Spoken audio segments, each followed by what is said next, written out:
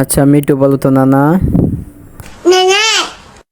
আচ্ছা মিটু, তুমি কি গজলটি বলতে পারবে? তোমাকে ডাকি যদি একবার, আল্লাহ আমাকে ডাকো কেন বারবার। আচ্ছা বলো, তুমি যদি বলতে পারো তোমার ভিডিওতে সবাই লাইক দিয়ে চ্যানেলটি সাবস্ক্রাইব করে দিবে।